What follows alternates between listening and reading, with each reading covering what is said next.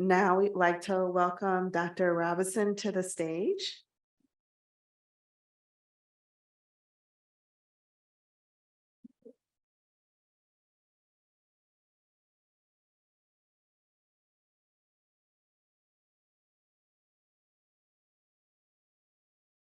Oh, wow, gosh. Oh my gosh, I might have to do this. How's that? Can y'all hear? Without those reverberations and everything? Oh my gosh. Whew. Take a deep breath.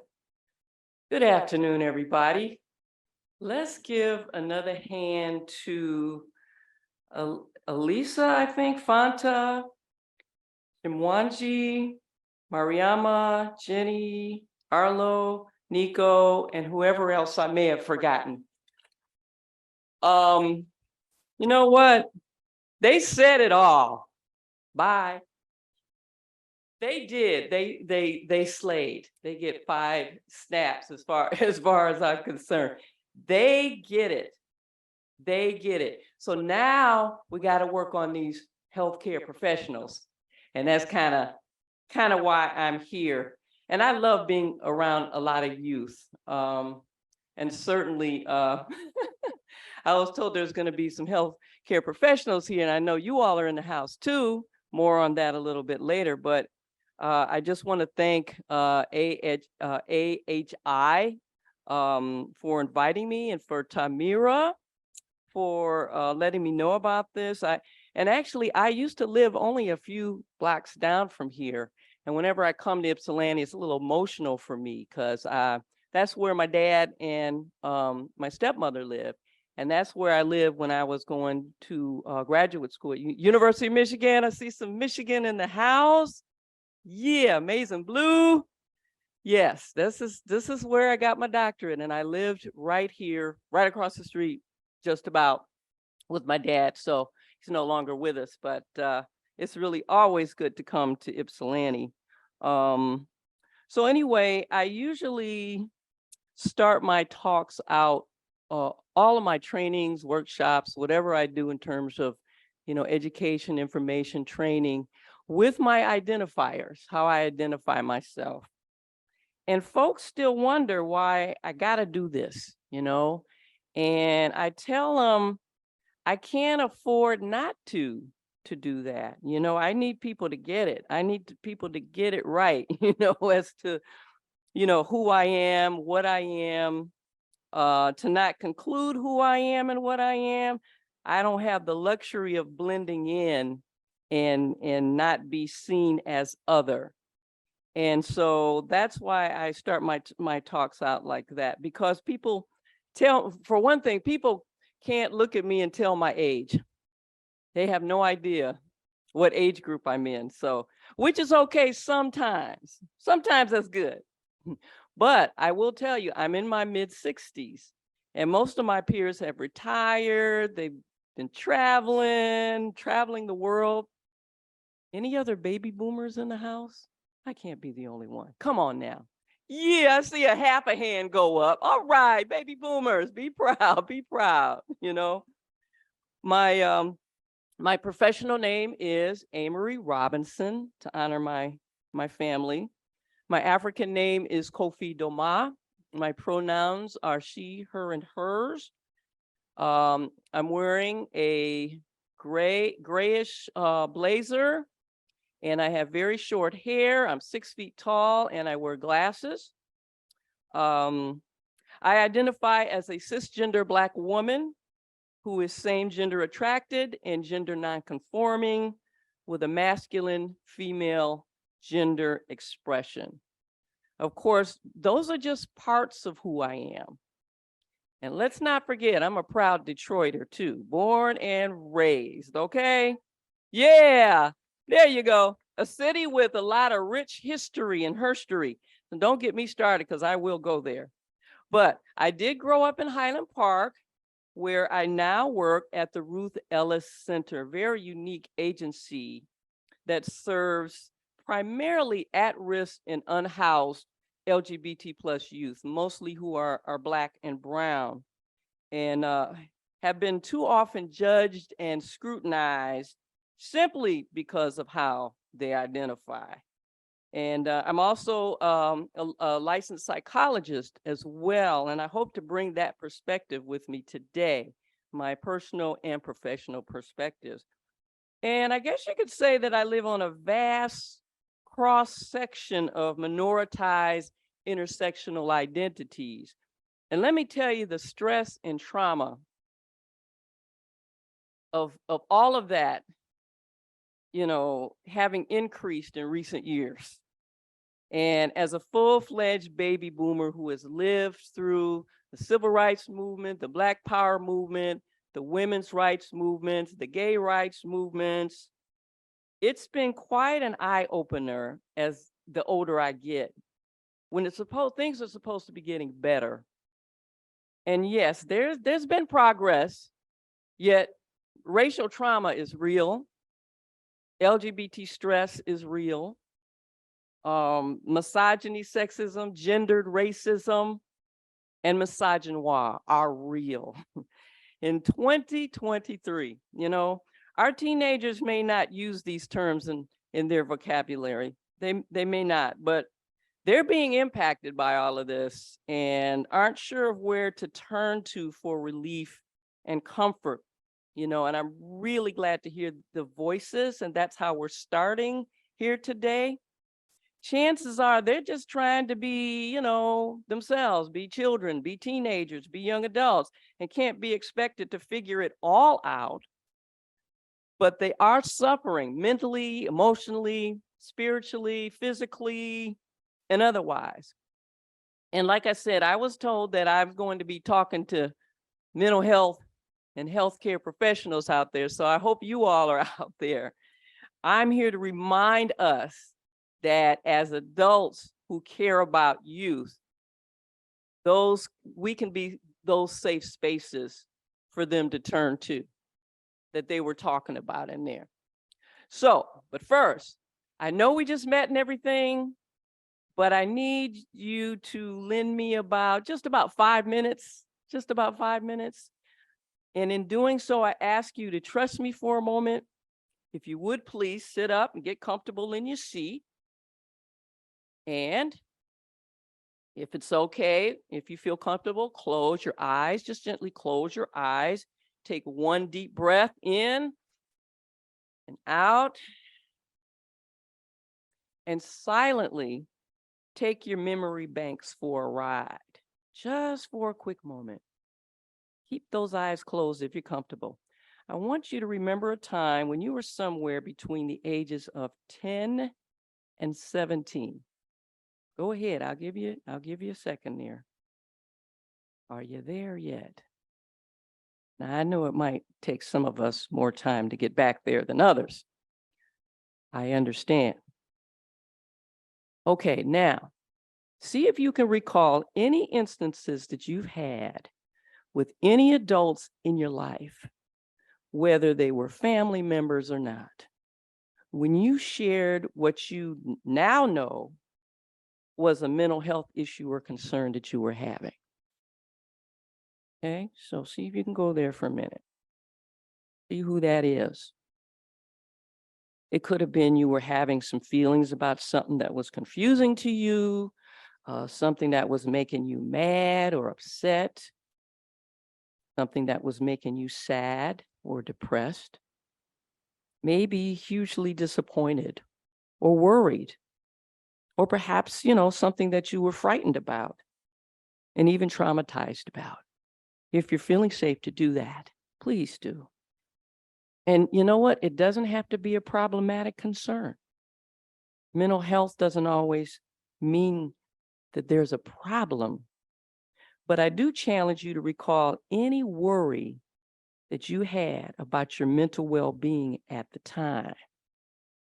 As you're doing this, see if you can try to recall how you conveyed or expressed or communicated your concern or distress and how it was received. Maybe you had a crush on somebody and it was someone of the same gender. Maybe you were called a racial slur at school. Maybe you were being bullied or teased maybe every day without feeling protected. And perhaps your parents were getting a divorce.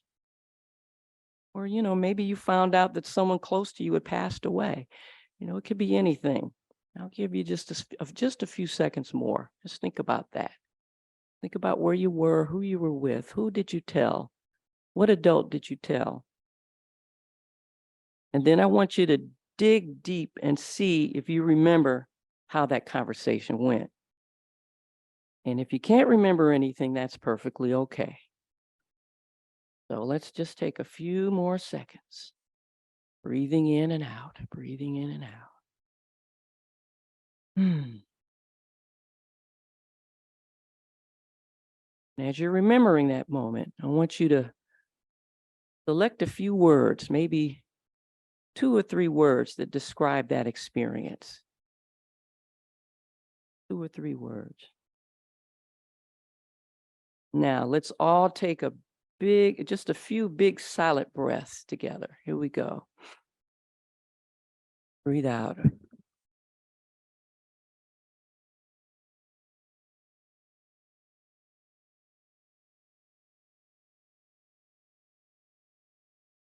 I slowly want to bring yourself back to the present. I want you to notice your breathing and gradually open your eyes. And now, if you've done that, if you can grab a piece of paper nearby and a pencil, and write those few words that describe what that encounter was like. Just 2 or 3 words. And how it felt to go back there. So I'll give you a minute on that. And we're going to remain in this quiet, self-reflecting mode just for about 60 seconds. So, yes.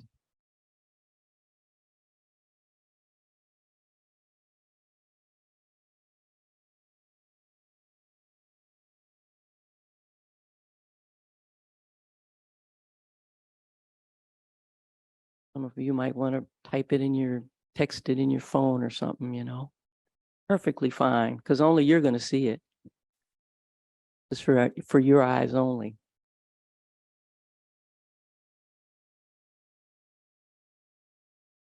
All right. And since I just have less than 30 minutes, I just want to thank you for trusting me for a moment there, trusting me through that journey. I understand how difficult that may have been. And now, instead of sharing your experience with the person next to you, I'm not going to make you do that. I'm giving you a homework assignment. So for the sake of time, I'm going to ask you to privately share what you wrote down and what that experience was like with someone you choose at some other time. It could be this week, it could be next week, it could be next month, I want you to take the pledge. All right, everyone repeat after me if you feel comfortable. I, say your name, pledge to myself to make an effort to share what this experience was with someone I choose within the next week or so. And I will take my deep breaths because Dr. Robbins said so. Thank you. Thank you. You made a pledge to yourself, not to me. You really made the pledge to yourself. But feel free to privately reflect on this throughout my talk today. And I want to thank you again. And again, the young people in the video really put it down and dropped the mic. They said it all. My purpose here today, as brief as it is just to share a few little wisdoms that I've learned over the course of my life and career involving youth-friendly, youth-affirming services, offering my personal as well as professional insights. I discovered that doing therapy with children must have been my calling, or maybe it's in my DNA. I don't know. Riss, you want to go ahead and flip the switch? What I partially mean by that is that healthcare has been a part of my family heritage. Here's my great granduncle through the marriage to my mother's great aunt, Dr. George Sanford Burris. And I was thrilled to be able to Google him. Oh my gosh. He owned and managed the largest, most complete private sanitarium and pharmacy for colored people in Augusta, Georgia, as I quote from a newspaper in 1906. We'll go to the next slide. Then there's my mother's father, Dr. C.A. Oh, if you could back it up, I'm sorry, back it up once. Okay, all right. The person on the right-hand side, that's my grandfather, Dr. C.A. Alexander, who was the first Black surgeon in Kalamazoo, Michigan. He, by the way, filmed the only video footage of the famous Dr. George Washington Carver. Yes, I said George Washington Carver at Tuskegee Institute. An aside, but certainly worth mentioning about my grandfather. And he didn't have an iPhone in which to do it. Remarkable, huh? Now we can go to the next slide, please. Thanks. And so, speaking of my grandfather, his only daughter was my mother, Dr. Jane Robinson, who became a clinical psychologist and co-founder of the Michigan Association of Black Psychologists. Today, she's still living at 92 in Atlanta, Georgia. And she just won an award, legacy award from the Association of Black Psychologists, who happened to come to Detroit this summer after 50 years. So very proud of her. And so we'll go to the next slide. So then there's me. I came along a little bit later, and that's at U of M, by the way. It makes me proud to be a descendant of medical and mental health care professionals. And for Black people back in those days, it wasn't easy to achieve those kind of educational and career aspirations, you know, because there were so many barriers. And I feel very blessed and grateful. So with that being said, I want us to explore how we support youth and their needs for mental well-being by first acknowledging how hard it can be to seek out and open up to a healthcare professional. Even visiting a healthcare center can be distressing and triggering. Ask me how I know, ask me, you know, my clients talk about it all the time. And imagine being LGBT plus on top of being Black or brown. Youth who visit our health and wellness center, our doctors and our nurses there, and the therapists at the Ruth Ellis Center, whom are mostly Black and brown, like I said, LGBT plus youth, have shared with us terrifying experiences, causing them to avoid, you know, the very services that they need. And it's upon us to create an environment that's comforting and reassuring and trusting and based in cultural humility, like the young people in the slide, the video was saying. All right, we'll go to the next one there. One thing I like about virtual meetings is the ability to do those word clouds. And so here's one that's already done for us. So anyway, what do we mean by mental health? When we're talking about mental health, and what do teenagers know about it? I know that when the term mental health comes up, there's this notion of mental illness. So I want to clarify my own perspective that mental health is about health. You know, it's a broad term that generally means an individual's condition with regard to their psychological and emotional well-being. It includes being healthy in a positive way, but say that to a teenager today, they're gonna look at me with side eyes, I'll tell you that. I was asked to lend my insights about the importance of engaging youth in conversations about mental health. I grew up in a neighborhood in the 60s and 70s where mental health just wasn't talked about, you know. My only exposure, as you can guess, was through my mom, who in the late 70s, you know, she was working on her PhD at the time, and there weren't too many Black women studying for their doctorate in clinical psychology. My family background still didn't make it easy for me to share with adults the emotional struggles that I was having at the time. For me back then, it was hard to be vulnerable. Teenagers in the 60s and 70s might share secrets with a friend, and no, there wasn't any texting back and forth. It meant actually picking up a telephone with a cord attached to it, or talking in person. Wow, what a concept, right? but I don't recall even using the phrase mental health. And no one spoke of ever going to talk to a therapist or a counselor except the career counselor at school. Yet mental health issues were going on all the time. So then what about having discussions regarding mental health with teenagers in today's world, right? And I'm so pleased to see that the term mental health has become more visible and spoken of with less stigma, I think, than ever before. But for those I've been working with for over 20 years, the word mental health still conjures up a lot of negativity. So how about we do a little popcorn here, a shout out where you get to respond to this next question. So we'll go to the next slide. Yeah. Well, it's already done. I already popcorned it to you. So anyway, so why invest in creating environments where young people feel safe and supported when discussing mental health? All right. So these are some of them. Youth represent the future generation. That's squarely important, totally important. Fairness and equity. Young people eloquently talked about that. And they have developmental needs that depend on adults' care. The well-being of youth are a priority in our society. And certainly you can name some reasons too. So let's hear a couple of reasons from you. And just shout them out popcorn style. Why is it important that we to avoid generational trauma? Thank you. Yes. What else? Playing the role in preventative care. Yes. Thank you. So important. Oftentimes we wait until something's happening or someone's having a panic attack or something like that. I work a lot with my clients on like the next time you think that, it's coming up, you're feeling the urge. What are some steps, tools, strategies, and what have you? So thank you. Anybody else? One more. Let's take one more. Yes.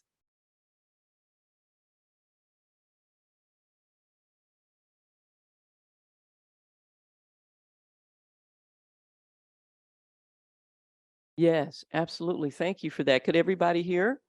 And you've got one too. A more healthy and more holistic society. And your pronouns, I'm sorry? Okay. She was saying for young people to have some tools so that they can help others as well, helping peers. And helping peers, that's something we need to talk about a little more often too, right? And one more in the back, yours.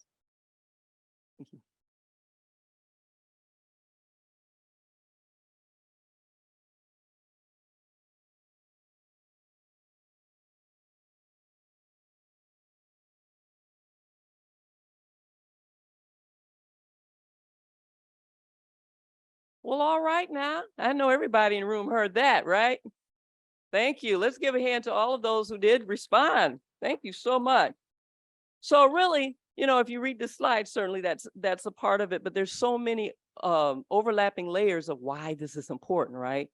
So, morally and ethically, prioritizing mental health of youth is the right thing to do. And we here in this room, are aware of that. And, that's why many of us go into serving, youth service work. And so creating environments that are safe and affirming, even in spaces that may not necessarily feel safe for teenagers, can be challenging at times. For example, I spent 15 years doing therapy with youth in juvenile justice. What brought them into therapy? The court judge did. I was the only, well, I was okay, so I was one more adult, one more adult to not trust, right? So they already had to deal with the judge and the probation officer, parents, foster care workers, caseworkers, and on and on. What would make them want to talk to me? Well, I expected that from the start of every therapy session, I could feel that brick wall right between us. They were mandated or else they would get a violation of probation. So I had to come up with ways to make therapy sessions something they'd want to look forward to. This didn't always happen, as you can imagine. But when it did, it was like magic. This didn't, I mean, once we establish a trusting and confidential relationship, my clients could benefit from mental health services, often without realizing that it's mental health services. And I'm sure that each of you have tapped into ways in which to engage young people, and there's always room for us to grow. So we'll go to the next slide. I posed this question because I don't know. Or should I say, I don't know how to answer this question in a way that is fair to all teenagers. I just think it's important to be mindful of the importance of paying attention to the things that matter to them. Now, what might help us to explore this is to tap into what is it that diverse groups of teenagers are needing. What matters to them is what we have the privilege of getting to find out whenever we're in front of a teenager. And we have the opportunity to remind them that support is available. And if they need to speak to you privately without their caretaker in the room, they have this option. So we'll go to the next one. Okay, this slide may not be accurate. What are their needs? That actually might depend on the individual youth that you're interacting with, because their needs vary widely. We know that. And these needs that are listed here come from Google.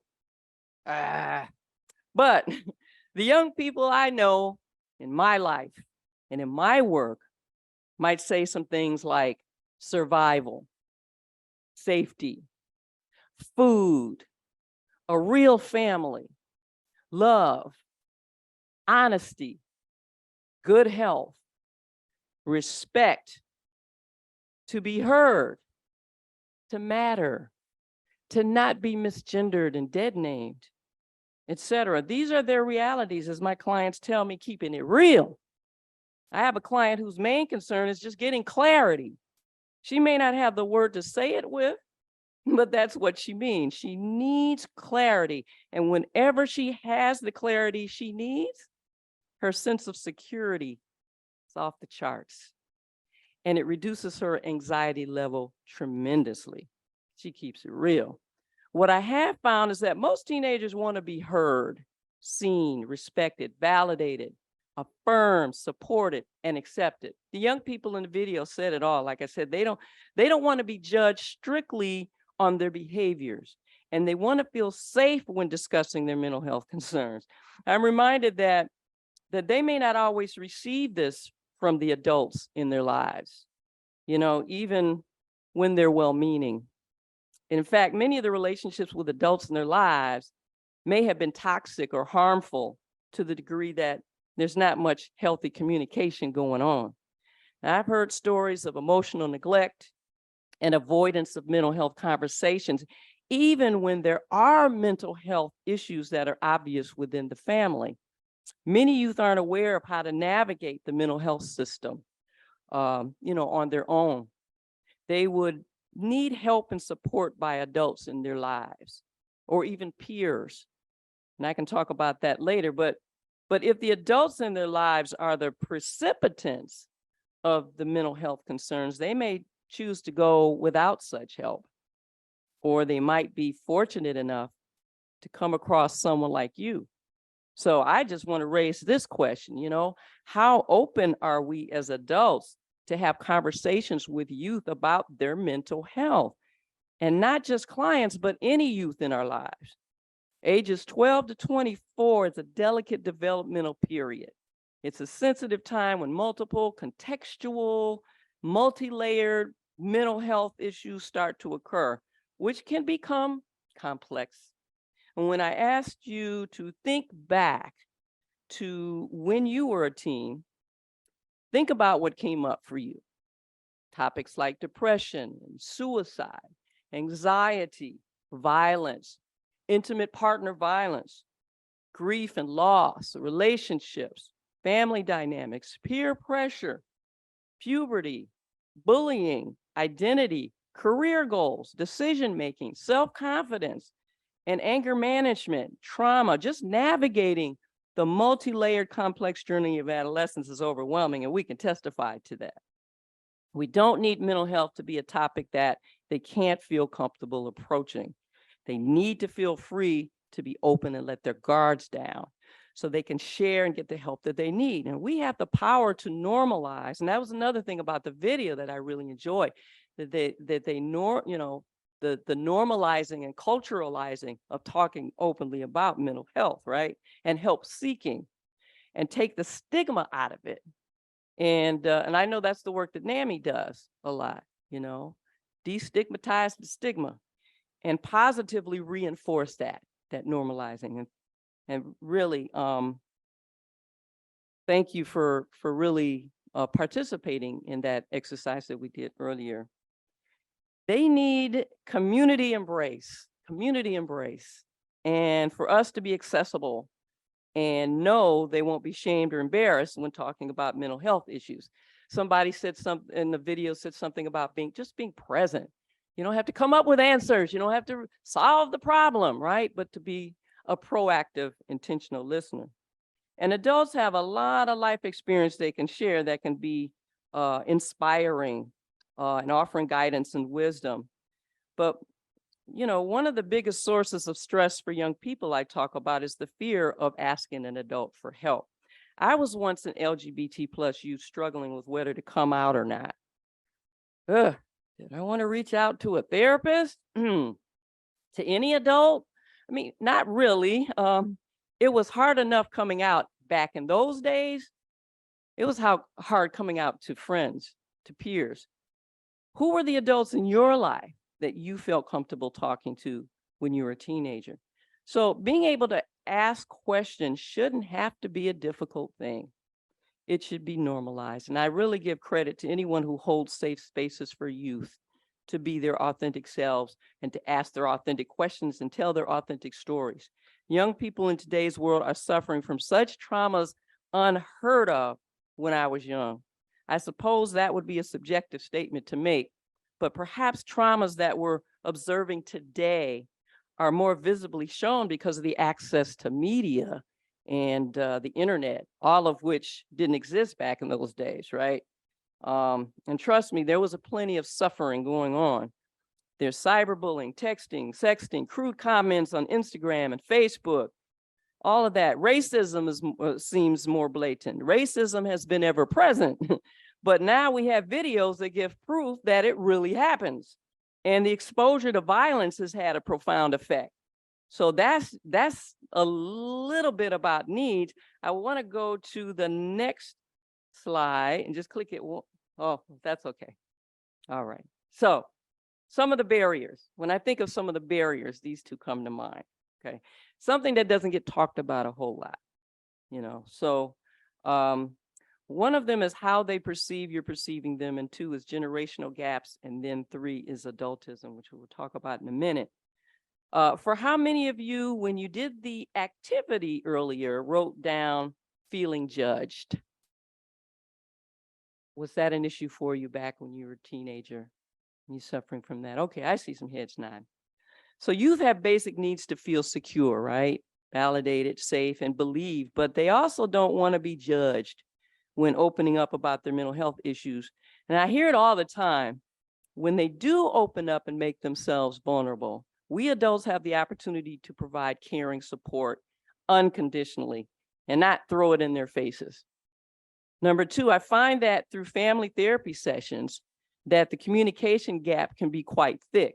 And I'm sure many of you have used psychoeducation to help support parents in developing empathy and understanding and communication. For example, we adults often forget that some of the challenges that youth go through in these times differ from when we were growing up, all right? And I've had to adjust to the fact that my clients will play their video game while we're having a therapy session. So by doing so, they actually pay attention really and make good use of their therapy sessions, I've discovered. Though despite these intergenerational distinctions, we can still listen and try to understand. It has to be an intentional practice. And so that brings me to number 3, which is adultism. We adults have this tendency to think we know it all, and we know what's best for teens. They are more than their mental health. They are more than their trauma. They want to be seen as much more than the problems they might be having. They want to know we care and that we give a dang, that we're paying attention in a positive and affirming way, even when they mess up. Genuinely. Many of my clients have told me time and time again how much we have let them down, how much the older generations have failed in protecting them and making them feel safe. I get that all the time. And that's how a lot of them end up at the Ruth Ellis Center. We opened up that center because youth were being rejected and alienated from their own families. I'm putting family in quotation marks too, because they often part of their resilience is forming their own families.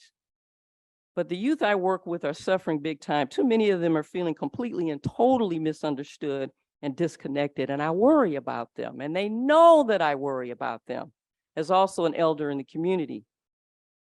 And then ageism. Too many of us adults forget what it's like when we were young. You know, we can become less sensitive to the struggles that children developmentally run into during their lifespan. And it can be easy to forget. And some of us actually avoid thinking back to our own childhoods because it was too painful. And depending on which generation or culture that we grew up in, talking about painful things is taboo and unacceptable. All this to say is that we're all invited to keep in mind these and other potential barriers to the open communication, you know, that flow between teenagers and adult healthcare providers. We haven't even touched possible language barriers and cultural barriers. That would be another seminar, and I trust that you've had cultural competency trainings. But we'll go to the next slide. How can we as adults and health providers be a safe space for our youth to talk about very sensitive issues? So here's a kind of a quick and fast summary of ways to communicate, that we can communicate. Remember, communication isn't just talking, right? It's also listening and our unconscious body language. Be aware of our own reactions. You know, there are studies showing unconscious biases.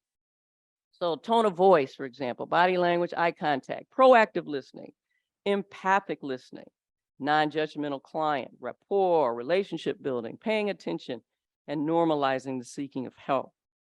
Now, if you're able, have the parents or the caretaker's permission to speak with the teenager alone. It's also helpful and sometimes critical to find out, if you can, about the cultural background of the patient that you're working with.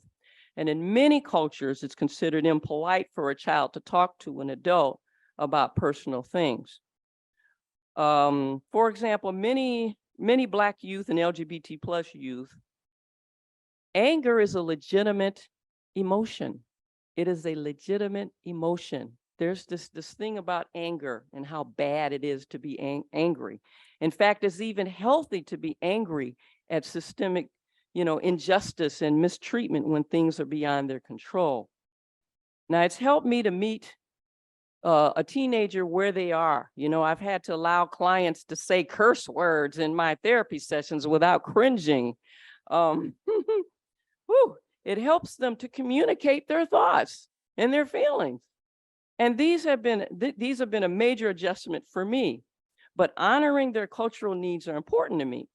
So I make it a priority. Youth need to feel safe and know who they are. Not all adults are to be trusted, and that's truth. Yet we want our youth to know that there are adults that they can trust to have their mental health needs respected. Now, how do we convince them that there are those of us that they can count on who won't bring them harm? Well, let's give that some thought throughout the day.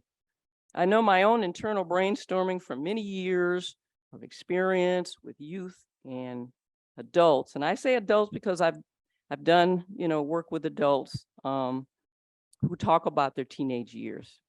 And I hear their stories of having looked back to their teen years, and their diverse experiences showed me that opening up to an adult about serious mental health concerns and what to do about them can be anywhere on the spectrum, from severe discomfort to complete comfort. Certainly, one of the young people talked about maintaining confidentiality, taking time to build that trust, rapport, demonstrating that you care.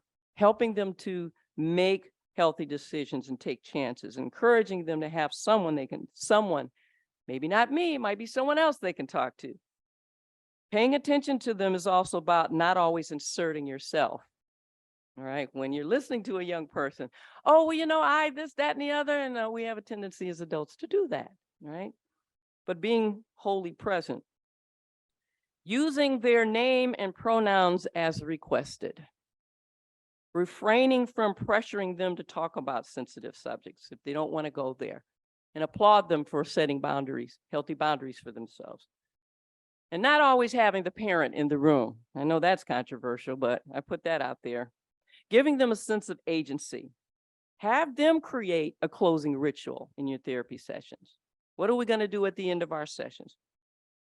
And certainly refrain from conversion therapy. Certainly refrain from conversion therapy. I'm going to say that again. All right. And we've got colleagues out there still practicing conversion therapy. So we got to work on that. Finding out their strengths can be most useful. A useful way to spend time showing compassion for their struggles and their courage and their resiliencies. Use sensitive intake forms. I've done trainings on all of this. So that's why I'm going through this really fast. Respect for their lived experiences, being ethical, be kind, be firm, be consistent and trustworthy. Help them not give up on themselves and others. And even if we don't like what we hear, and it may be painful to listen to the things that they share with us, that being present, listening and paying attention in an empathic way is like medicine. And even when they're in a fit of anger, hear them out unless they're causing harm to others, and refrain from looking distracted. That's important. Refrain from making assumptions about their behaviors. And it might help to transmit this information we're talking about to parents, community members, faith-based places where they have adults that our teens go to, teachers, clergy in the community. Make your office look friendly and welcoming. The young people talked about access to healthcare is important. So some systemic changes need to happen. That's another workshop.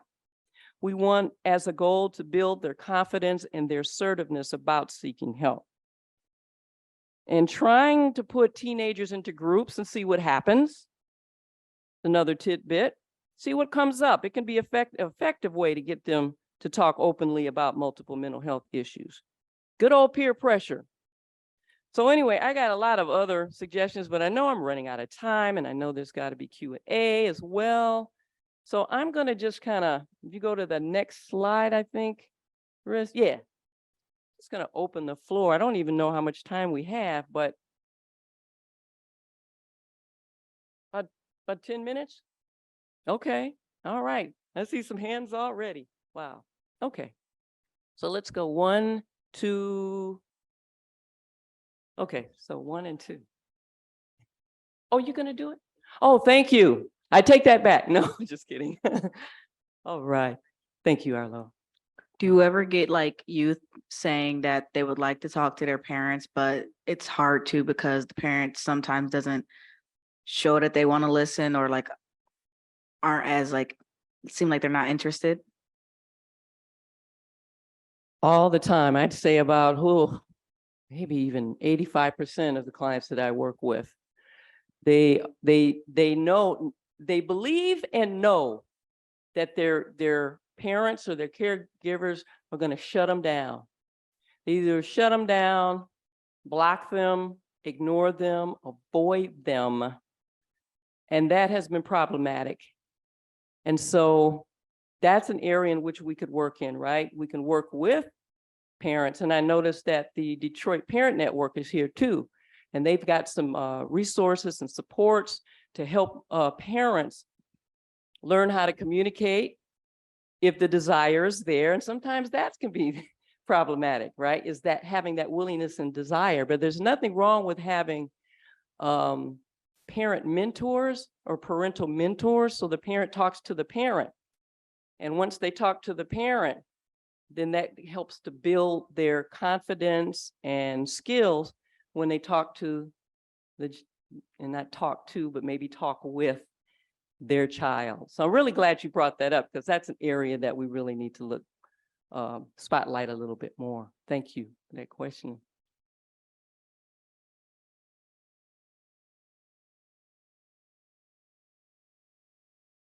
Okay. Nice.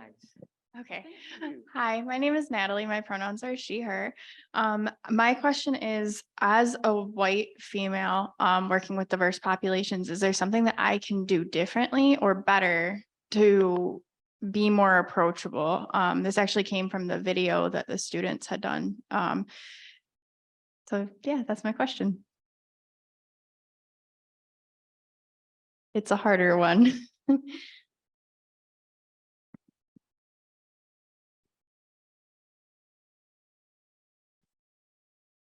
Hello, hello. Okay. Hi, my name is Melanie. I'm a senior at high school and I'm actually a Cuban. My parents are Cuban, and I would say that it's very important to be culturally mindful of your differences when talking to an adolescent. Our experiences will differ, especially for Hispanic children or Hispanic parents. Talking about mental health is very frowned upon. So we can't just talk to a parent or seek support from other people. And it's very important to keep an open mind that we differ in things that we're allowed to talk about or that we may feel comfortable talking about. Yeah. Hi, my name is Yena. My pronouns are she, her, and I am a senior in high school. And I also identify as a part of the Korean community. And one of the biggest things that I would say is learning how and adapting to how different cultures communicate. And that's also something that's not as easy to adapt to within this society, in my opinion.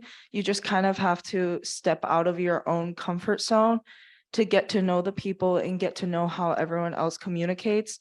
And that also has to deal with like creating the connection with the people first before jumping into solving or resolving what is going on within their lives. I think creating that connection is the most critical part before jumping into whatever their issues are. I think sometimes we're just reaching out for someone that can listen, that's kind of a stranger, because in those aspects, it feels like it's a non-judgment zone. And in those situations, I think that's the most respectable people we look up to.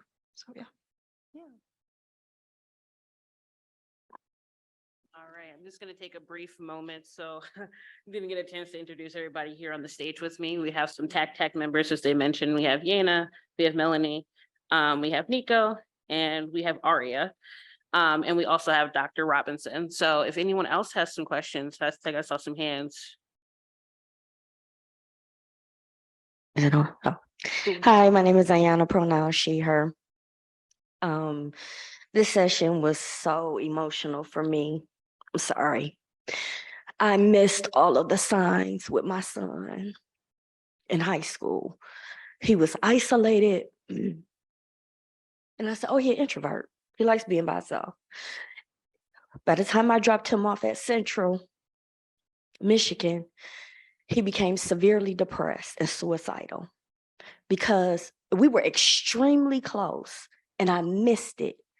I didn't pay it any attention.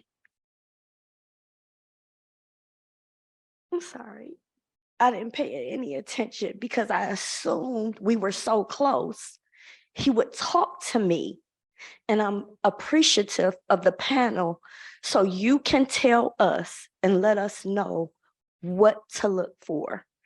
This is so important. This is huge because we assume that they're okay because he talks to me or we have this bond, we have this relationship, and he was tormented and I didn't even know it. I missed it.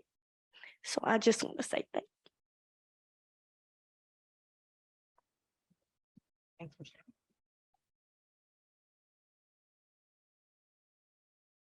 sharing. Thank you for sharing. I see we had another question. Amasa. All right, and before that, Oh. again, thank you so much for sharing that. I know it's really hard and really difficult. Dr. Robinson has something to say.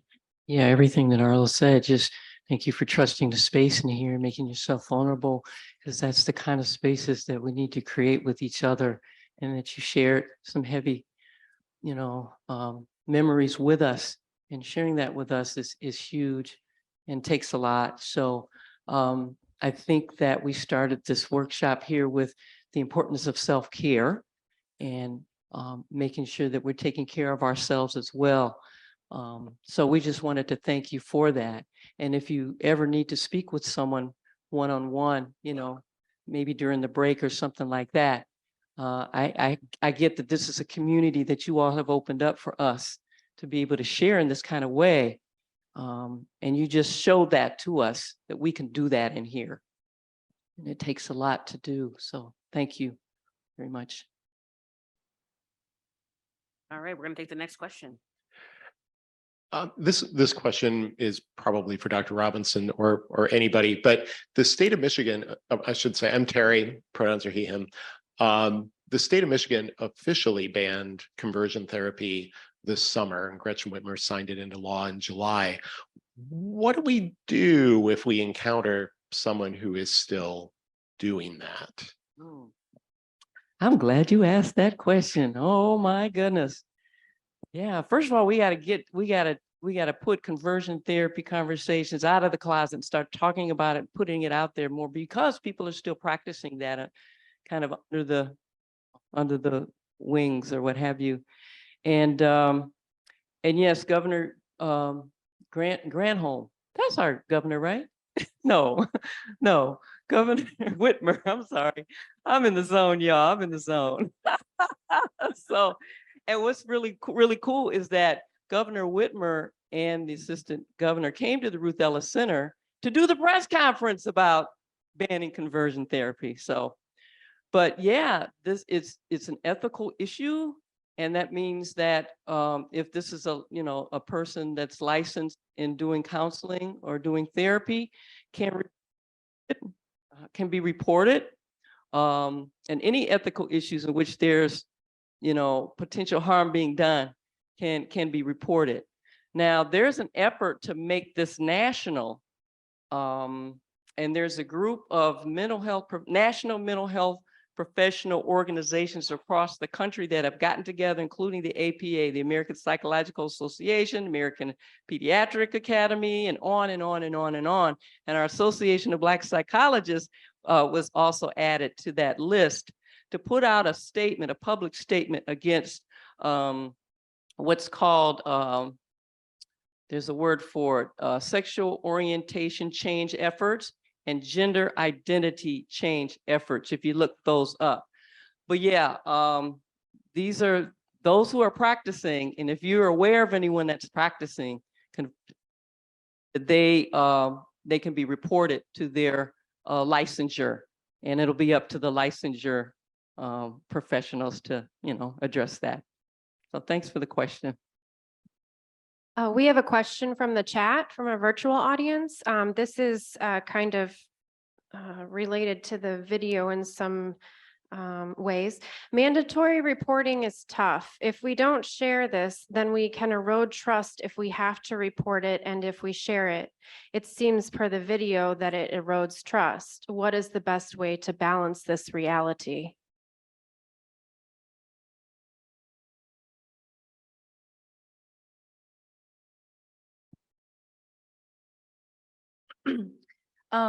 I think that is something that we're still getting comfortable with. One thing that I've realized within my high school is that they'll reach out to us asking us if we're okay, how we're doing, and we'll do a survey. And then so this was my personal experience. I filled out the survey. I personally didn't think that I was in a mental hole, or I didn't think that I had something particularly quote unquote wrong with me. I just filled it out because it was required.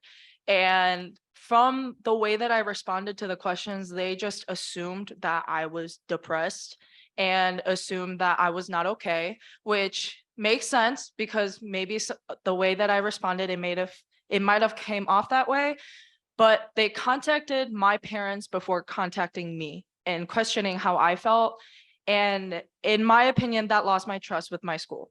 And I think the way that school professionals, health professionals are going about that is going down the wrong route because they're going to our parents before coming to us. And I think we just need to clear the air with that before making those different decisions without the person that's in need of care in the first place. So that is my opinion on that. I think we had 2 more questions left. So one here. Oh, 3 more. Okay. One here and right there. Okay. Hi, I'm Megan. I use she, her pronouns. I was hoping y'all could speak a little to social media and how to navigate social media. I know there's so many ways that it builds connection and reduces isolation. So I'd like never want to tell people not to use it. But I just speaking for myself, there's so much like comparison and negative self-talk and just like kind of addictive behavior. And I really struggle to know how to talk with teens about healthy social media use. So any ideas you have would be awesome. Okay, does it work? Okay. I'm not someone who particularly uses social media in like a typical way. I delete it from time to time, to be perfectly honest. I found I was using it in my freshman, sophomore year. Oh, I'm Nico, I'm a senior. So I was using it for years on end, and I found it to be unhealthy and bad comparison, especially during COVID, just all around not good mental health. And at some point it's nice for connections, and obviously that is lost, and that's something that's also impactful, but it's finding like a medium ground where you can use it and finding yourself to limit it. So like I found strategies where I'm able to use social media in a healthy way, but also limit my like time on it. So for me, that's straight up like deleting my apps on my phone for a certain amount of time, putting my phone to the side. So I've tried implementing strategies to keep social media in my life, but to an extent, to the point. So it's for me, I like with my friends, it's a person to person basis. It's not something that's going to work for everybody, but it does for me. Anyone else want to? So I had like a phone addiction. I would use it for, I guess, like 10 to 13 hours a day, which is a lot. Usually because of like social media. I'm sorry, it's a lot. Yeah, I know. And I did find myself comparing myself to others very frequently, like, oh, if I looked like this, if I was skinnier, if I just dressed this way. And I didn't really like understand who I was as a person because I felt like I constantly wanted to be somebody else. And something that helps for me to reduce from 13 to like 3 hours a day was discovering myself and creating hobbies for myself that I really enjoyed. I discovered that I really like crocheting. I really like crocheting. I enjoy just studying, I guess. I don't know. I just like doing things that make me feel good and removing those apps, not really removing, but limiting the apps that I use really helped me figure out who I was as a person, but also being mindful over the fact that social media is fake and most of the things that we see are edited or they've gone through plastic surgery or they've gone through extensive, things to look that way. So I found out that doing things that I enjoy, figuring out what I enjoy to do really helped me reduce the use of social media. I don't think I've introduced myself yet, but my name is Arya. I'm a college sophomore at U of M, and I can kind of speak on this as well. And I agreed with basically what Nico and Melanie have said as well.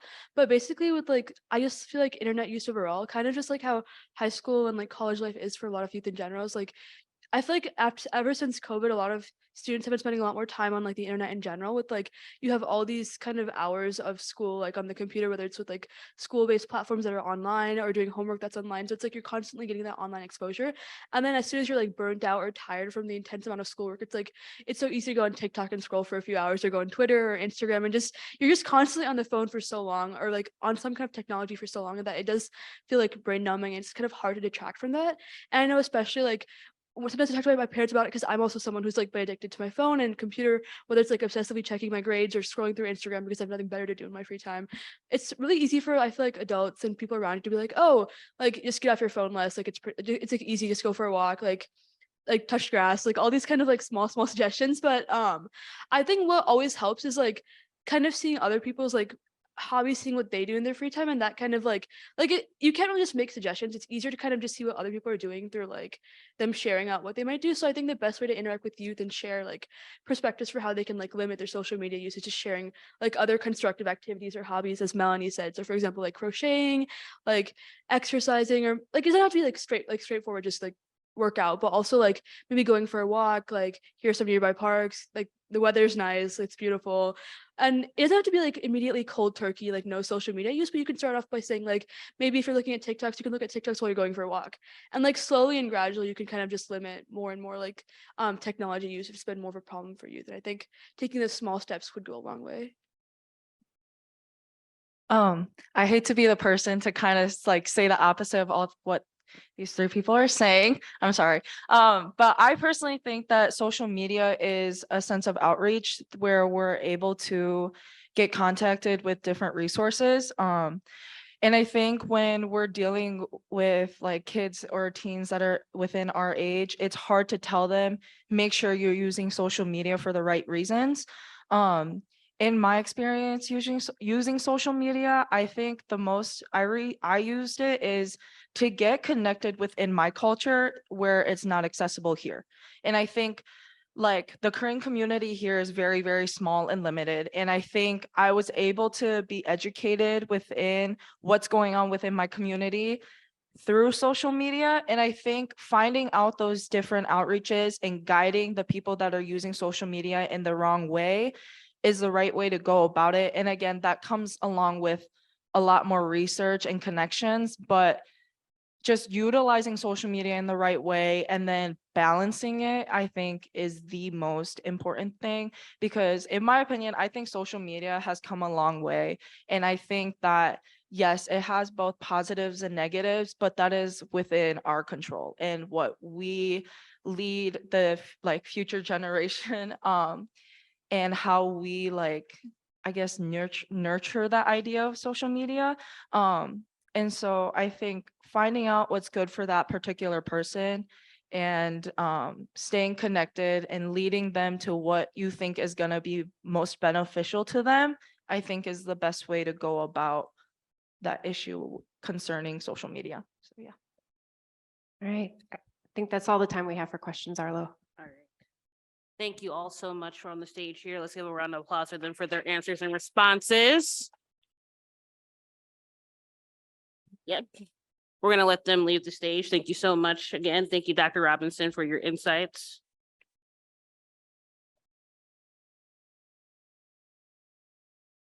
Thank you. All right. Thank you all